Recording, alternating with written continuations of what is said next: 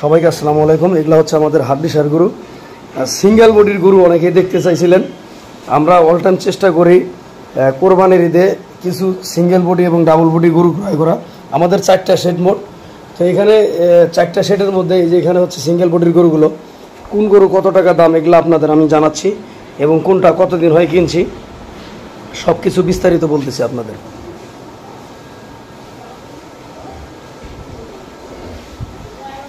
না ভাই ক্যামেরাটা ধরো।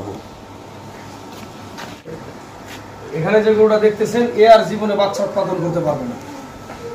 হ্যাঁ, এটা নেওয়া আছে আমাদের 27,500, এটা নেওয়া আছে আপনার 29,000। একটু ক্যামেরাটা নিয়ে আসেন দেখুন। এখানে যেটা দেওয়া দেখতেছেন এটা 30,500 টাকা। এই গরুটাই আমাদের বেশি নিচে 32,000 টাকা। তবে এই গরুটা একটু অনেক বড় তো, এবং যেহেতু সামনে কুরবানির ঈদ, সবাই কিন্তু ডাবল বডির গরু নিতে পারে না, অনেক সময় কসাইরা নেয়। আর আমি সময় উপযোগী বিজনেস করি, এটা আপনারা জানেন। সময় উপযোগী বিজনেস বলতে কি, আমাদের এলাকায় মনে করেন যে 60-65 টাকার মধ্যে হইলে একজন ব্যক্তি একটা করে গরু কোরবানি দিতে পারে। তো আমার কাস্টমার আছে 20-25 জন। এই যে সংগ্রহ করা শুরু করছি, বাকি শেডগুলো আপনাদের আমি দেখাচ্ছি। এই গরুটা আমরা কোরবানি ঈদে ইনশাআল্লাহ আল্লাহর মতে 65,000 টাকা বিক্রি করবো। খরচ বাদেও মনে করেন যে 20,000 টাকা লাভ থাকবে আল্লাহর রহমতে। এখানে যে গরুটা দেখতেছেন এটা খরচ বাদে না হইলেও 15,000 টাকা থাকবে। আমি এটা ভাই শিওর ভাই। অনেকে বলবেন যে আপনি 4 টাকা নষ্ট করতেছেন। না ভাই, এগুলো বাচ্চাই উৎপাদন হবে না, সবগুলো বয়স্ক গরু। এই যে এখানে দেখতেছেন এটাও মনে করেন যে 14-15,000 টাকা লাভ করবো। এখানে যেটা দেখতেছেন 10-12,000 টাকা। তো এটাই হচ্ছে আমাদের মেইন ইয়ার।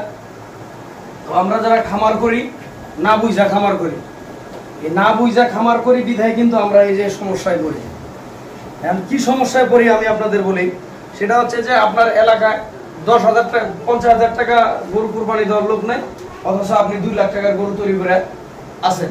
এই জন্য আমাদের এটা করা যাবে না। আমাদের সময় উপযোগী যে কাজগুলা, এই কাজগুলা করে আমাদের খামার করতে হবে, তাহলে আমরা লাভবান হব। এবং এই গরুগুলার দানাদার রেশনটা কিন্তু একটু ভিন্ন। যারা আমার কাছে ট্রেনিং করছিলেন তারা তো জানেনি। স্ক্রিনে আমি বিষয়গুলো দিয়ে দিব। আমরা কি কি মেডিসিন দেই, এই মেডিসিনের একটা স্ক্রিনশট উপরে দিবনি। আপনারা ওই মেডিসিনগুলো স্থানীয় ফার্মেসি অথবা বিভিন্ন দোকানে যদি পাওয়া যায় সেখান থেকে কালেক্ট করবেন। তবে আমাদের মেডিসিনগুলো ছিল ইম্পোর্টেড। আমরা নেদারল্যান্ড, ইংল্যান্ড, ইন্ডিয়া, তারপরে আপনার কানাডা, এইসব জায়গা থেকে কিন্তু মেডিসিনগুলো কালেক্ট করছি। ধন্যবাদ সবাইকে সাথে থাকার জন্য।